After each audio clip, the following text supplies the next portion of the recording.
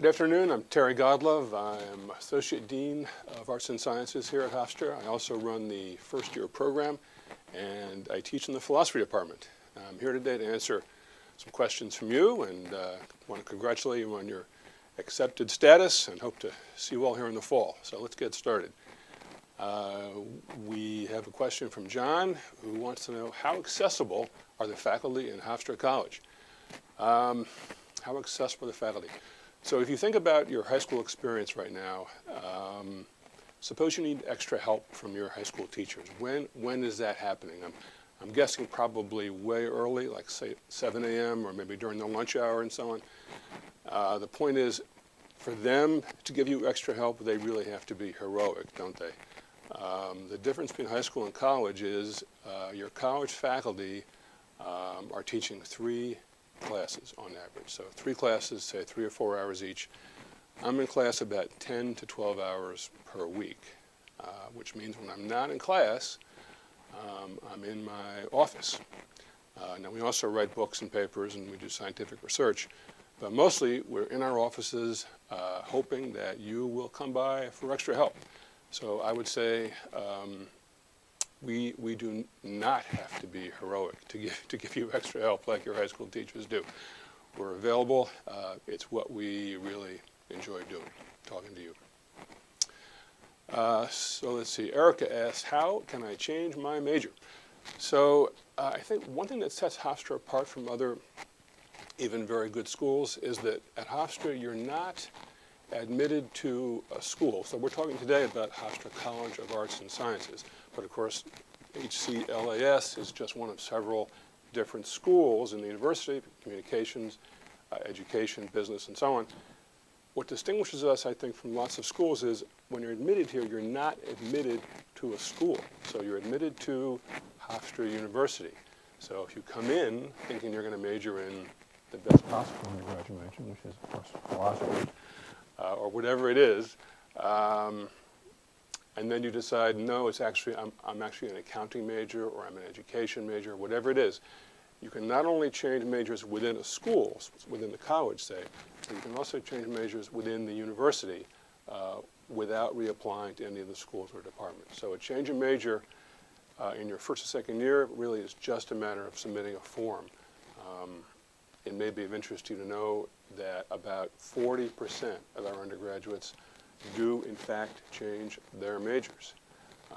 We don't even encourage students to declare a major in their first year. We'd rather you wait till your second year because we want you to look around. We're hoping to get you interested in stuff that right now you can't imagine could possibly interest you.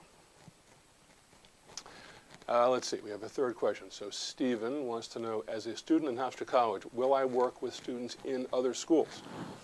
The answer is yes. So in fact, on our model, on Hofstra's basic undergraduate model, you don't take professional courses during your first year. So business students take very few business courses, communications students take very few communications courses. You take very few courses in the different schools your first year. We want everybody taking liberal arts courses during their first year, so that then when you get to be a sophomore, junior, and so on, then you can begin to specialize in your major. So especially in your first year, you're taking courses with students from all over the college and, in fact, from all over the university. You're all taking, we call them distribution courses. You probably heard the expression gen ed courses or core courses. We want all of our first-year students taking their required courses, gen ed courses, during their first year or second year. So you're taking courses with everybody else that first year.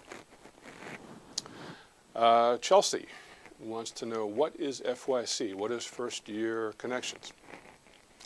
Great. So first-year connections is a combined academic, social experience during the first year. I'll start with the social side.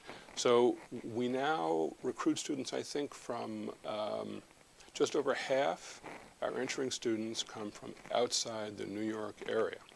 So we know from experience that we have to get you guys comfortable in New York, whether you're from New York or not from New York. What we do is we match up New York City with all of our freshman seminars and clusters. So we give the faculty teaching freshman courses a very generous budget to take you into the city as a class in September and October. So for example, the Freakonomics seminar went down to the Federal Reserve Bank. The theater seminar went to Broadway, off-Broadway shows, like that. On the academic side, we reserve, I think 40, 45, we call them first-year seminars, just for first-year students. These are very small classes, between 15 and 20 students, taught by senior faculty.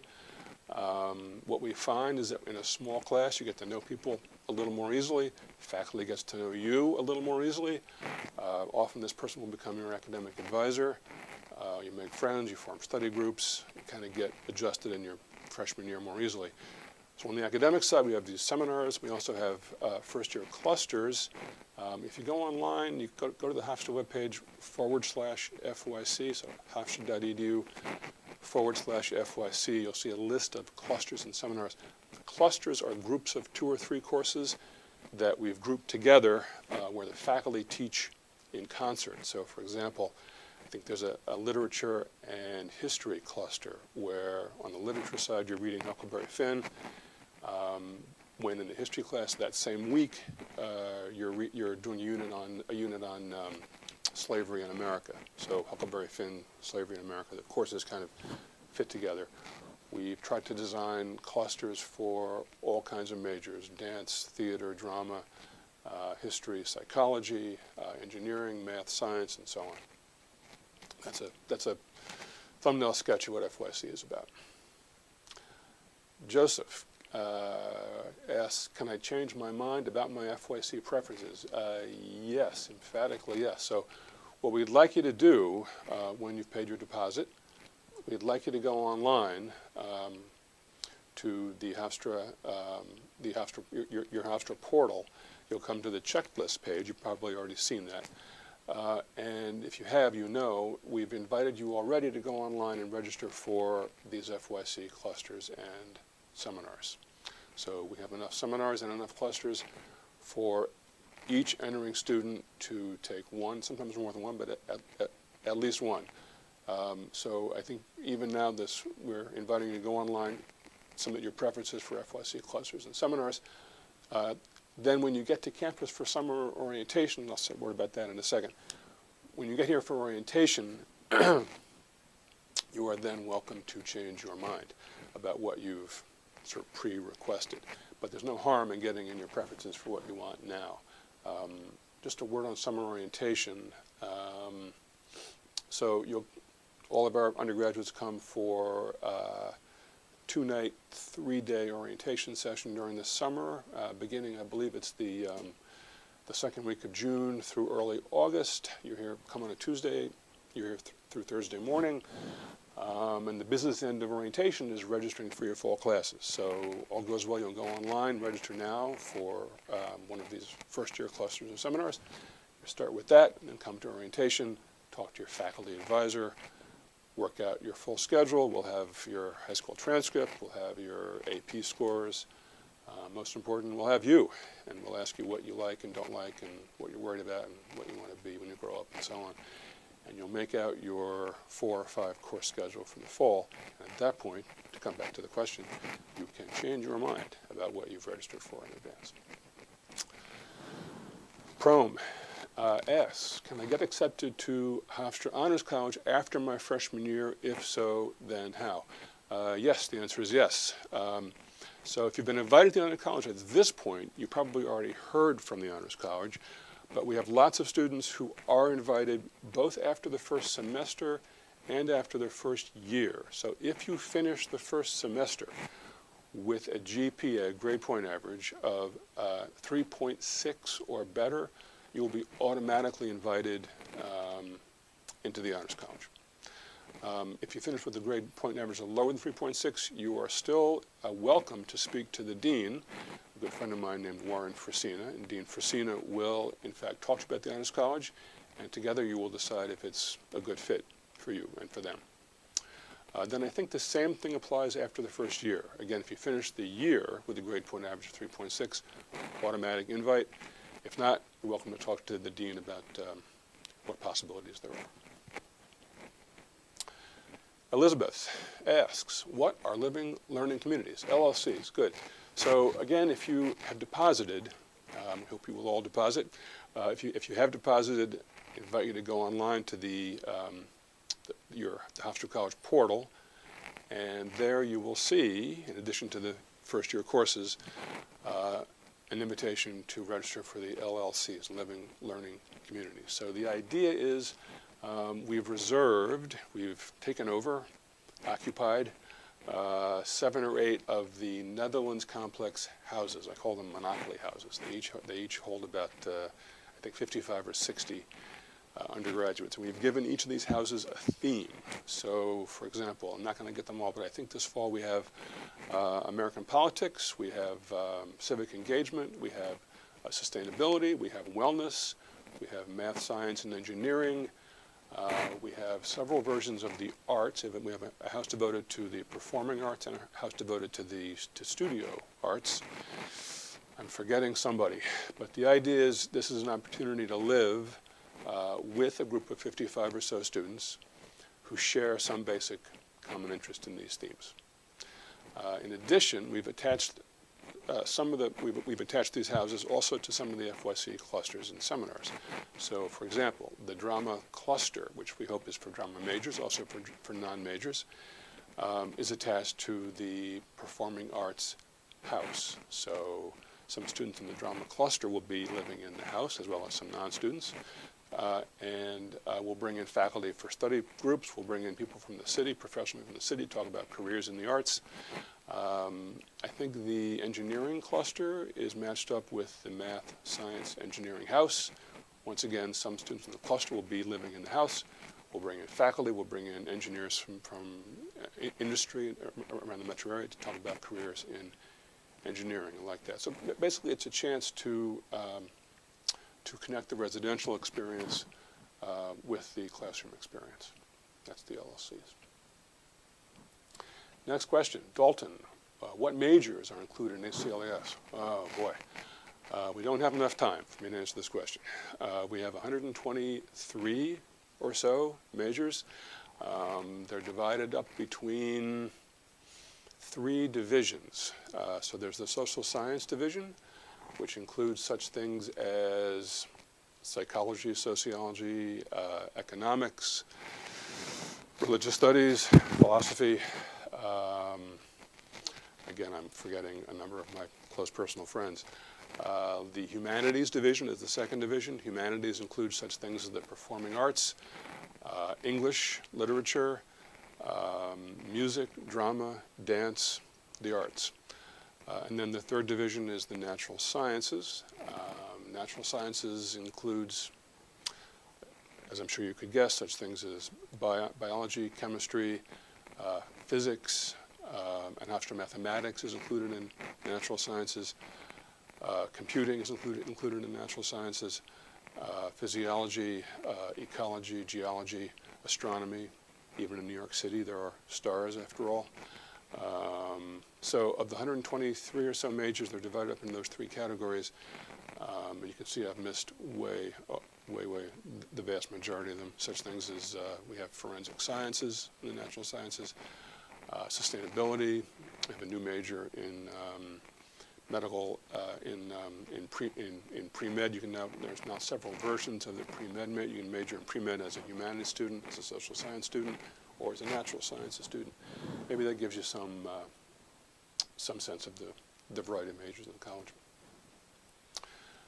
ProMass again, how is the chemistry major at Hofstra? What courses are involved in this major? Right, so the chemistry major I think is the fastest growing major in the college for the last 3 or 4 years has been physics. I think the second fastest growing major in the college in recent years, in fact, has been chemistry.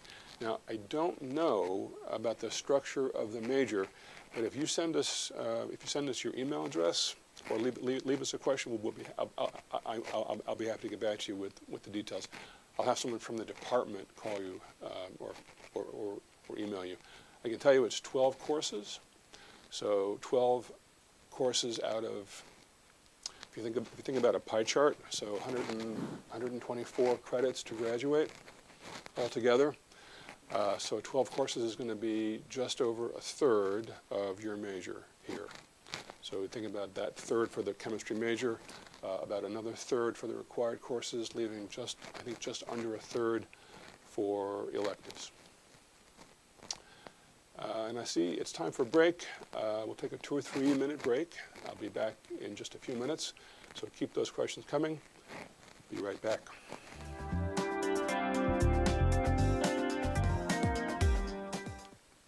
Hello again. Once again, I'm Terry Godlove, Associate Dean of Arts and Sciences here at Hofstra. We'll continue with our questions and answer session. There's a question from Eddie. How much support do non-science liberal arts students at the Career Center get? Yeah, so the Career Center is a hugely important place for both our science and our non-science students. In fact, the Career Center, when you come for summer orientation, which I'll just say one more time, you'll be here for summer orientation 2 nights and 3 days during the summer, Tuesday, Wednesday, Thursday. The Career Center is one place you will definitely be introduced to. The Career Center, let me just tell you a couple of things that they can do for you. So they maintain lists of internships. Internships are very important for undergraduates.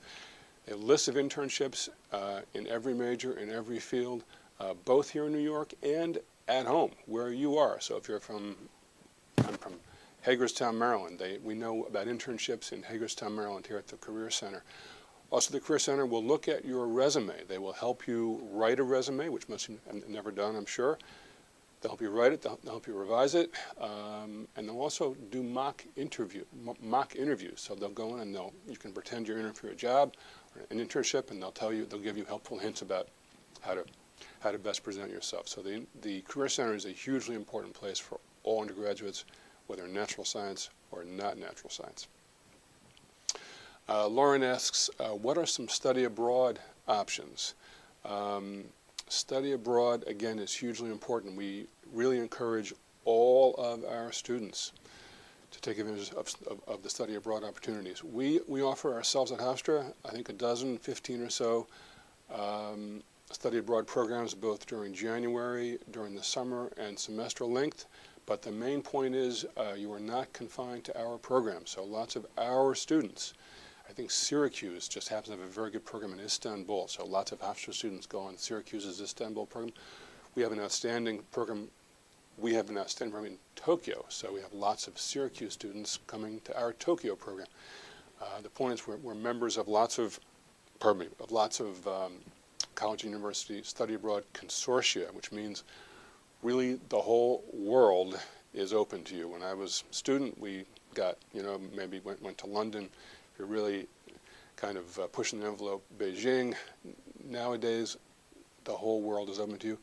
I'm happy to say at Hofstra you can take your financial aid award with you abroad. You can apply your financial aid award to your foreign university. It turns out that most foreign universities are not as expensive as Hofstra. So what our students find is that they basically break even for the semester. You want to fold in the cost of transportation, a flight back and forth a couple of times.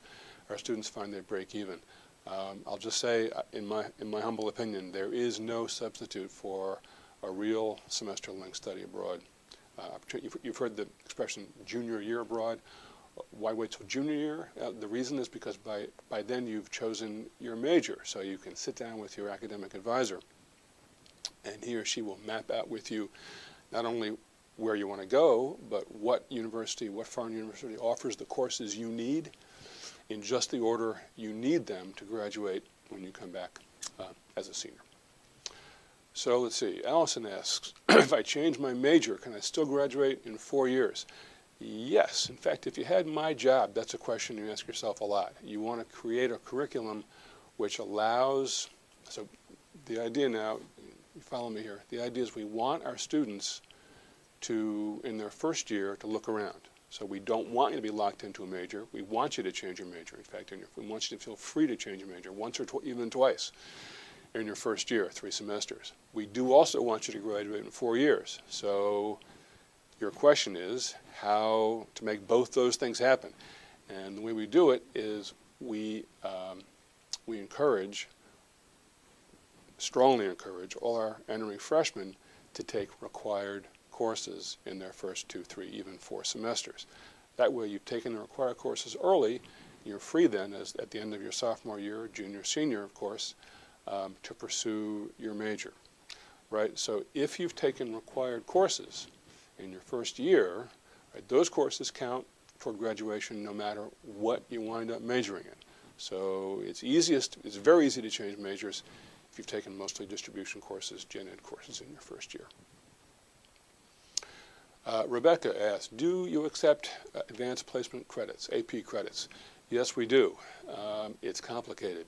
We leave it up to departments to decide where to draw the line. So for example, I think in the composition department, if you come in with a 4 or a 5 on the English or the literature AP, you are exempt from the first semester of composition. So all undergraduates in Hofstra must take 2 semesters of composition, fall and spring generally. But again, if you come in with an AP score of 4 or 5 on the English or the literature exam, you place out of one semester, and a 5 places you out of both semesters. So that kind of thing happens for every department. So bio sets their own standard, economics has their own standard, creative writing, literature, and so on. So you'll have to wait and come to orientation, ask your advisor what AP score counts for what credit in which department. Georgia asks, why would someone major in the liberal arts? Good question. Here's why. Because in the liberal arts, you learn, no matter what major it is, you will learn how to think critically and clearly. You'll learn how to make an argument. You'll learn how to defend an argument. You'll read wonderful books. You'll probably study abroad. You'll learn how to hold a conversation. And when you have that first job interview, this is what our liberal arts majors tell us. When you have that first job interview, you will impress that interviewer as someone who's a quick study, who can pick stuff up, who he or she wants to have around the office, and who can be trained. And what we find is that's really what lots of employers want. They want people who've read widely, who don't mind working hard, who can hold a conversation, defend an argument, and who can be trained on the job. That's the quick and dirty answer, why major in liberal arts. Angelica asks, what if I don't know what I want to major in? Actually, I hope you don't know what you want to major in. I think the best undergraduate major as a freshman is undeclared, undecided, because we really want the job of your first year faculty here. Our job is to get you to look from side to side.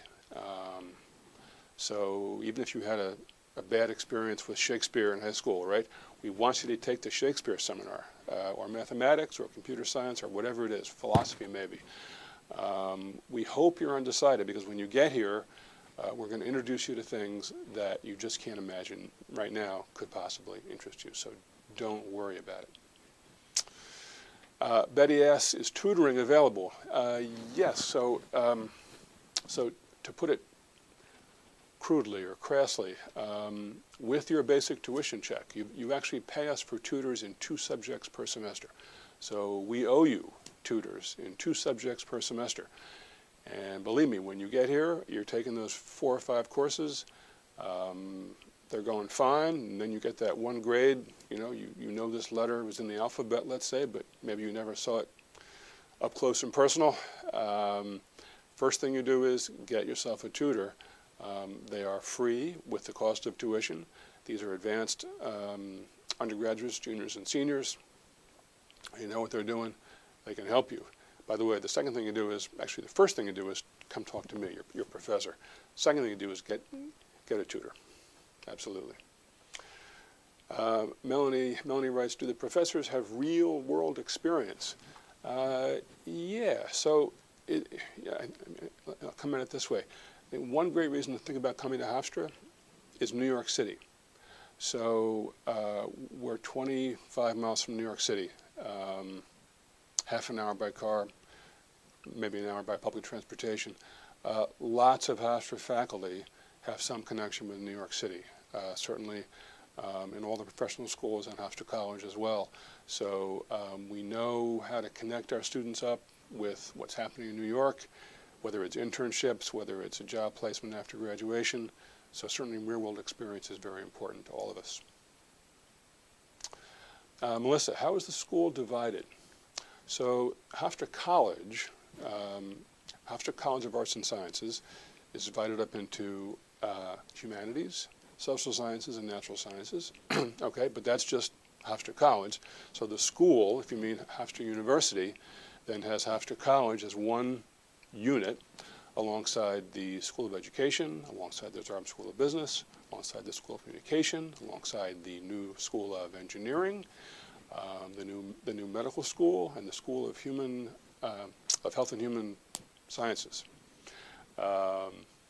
That's the lay of the geography here. Suzanne, what do you do to help graduates get a job? Right. So that's of course that's a great question. So let me start with the Career Center. We touched on this earlier, but let me just say again, the Career Center at Hofstra is a great resource for you. If you stay in New York, if you want to stay in the New York area, of course, we have faculty and other professional connections in New York. But even if you don't, you want to go back home, let's say, to Idaho or California, Los Angeles, the Career Center keeps a data bank of job opportunities and internships, both paid and unpaid, all over the country. So we connect you with the Career Center. They will work on your behalf, whether it's to do mock interviews, write your CV, your resume with you, or help you look at the job bank and the internship database. Your academic advisor at Hofstra, again, as I just said, will undoubtedly have real-world experience. These are senior people in their fields. They have lots of good connections both in New York and around the country. Okay. Yeah, so I see we're just out of time here. Let me congratulate all of you again for being admitted to Hofstra. I hope I see you all in the fall. I know it's a tough decision. I hope we're the right place for you. But if I don't, good luck wherever you are, wherever you wind up. Thanks very much. Bye-bye.